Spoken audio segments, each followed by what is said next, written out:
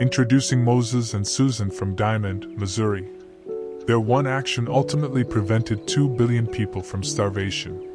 Moses and Susan were farmers who did not support slavery and lived in a slave state in the 1860s in the United States. As a result, racists like Quantrill's raiders, who tormented the area, targeted them. The raiders went into their farm during one cold, unforgiving January night, burned the barn, shot a number of people, and kidnapped Mary Washington because she wouldn't give go of her infant son, George. As was the case with many farmers in the South at the time, Mary and her kids were technically owned by the Carvers, but it is said that Susan Carver was friends with Mary. Following this horrible incident, Susan worked tirelessly to contact nearby farms and neighboring cities to arrange a meeting between Moses and the bandits. Moses left on his horse 2 days later and traveled many hours north to meet the bandits at a crossroads in Kansas. 4 of them. The farmer exchanged the one remaining horse at the meeting for a filthy sack and its contents.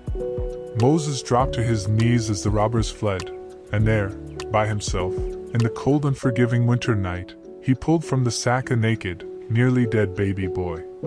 He quickly loosened his shirt and coat and pressing the infant against his body. Moses started the journey home covering the infant with his own clothes and relying on his body's warmth. Bringing Tr the infant to Susan, he walked all through the night and into the following day. There, they promised to the child, and each other, that they would take care of him and see to it that he had a good education in honor of his already deceased mother Mary. They gave the child their names as well, and from that point forward, he was raised as George Washington Carver. Yes, the infamous Peanut Man, George Washington Carver. But how did they save 2 billion people? Well, George Washington Carver, who grew up to love botany, ended up at Iowa State thanks to another educator, Etta Mae Budd, who campaigned vehemently against racism. He had a dairy sciences professor who would allow his 6-year-old son to go on weekend botanical expeditions with Carver. Carver effectively steered the boy's life in a certain path by engaging him and sharing his enthusiasm while also establishing in him a love of botany and a strong belief in the beneficial effects that plants may have on humanity.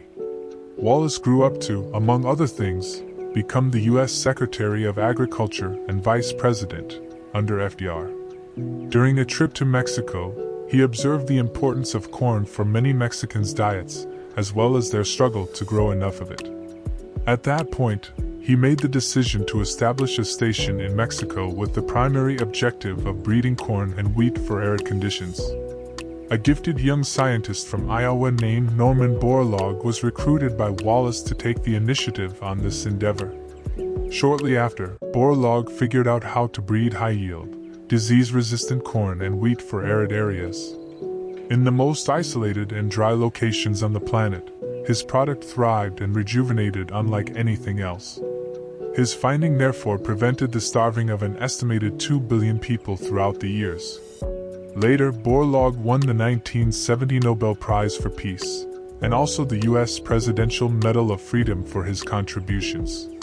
Wallace provided Borlaug with a chance. Or Wallace, who acquired Carver's enthusiasm for and understanding of the promise of bioinnovation. Or Carver, who produced hundreds of items using sweet potato and peanuts, although not peanut butter, whose life was actually spared by Moses and Susan.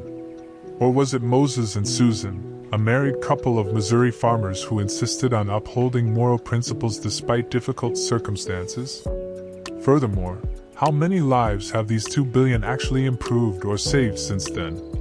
Are both of us included in those 2 billion? This story shows how important each of us is to the world, even though many of us find it difficult to recognize our worth or the specific ways we make a difference in the world. We might never notice the results of our efforts or choices, but that doesn't mean we are not changing the world every day, whether for the better or for the worse. History may never recall what we have said or done, but that doesn't lessen the impact we have on the world every day in both significant and insignificant ways, or the lives we will save long after we are gone.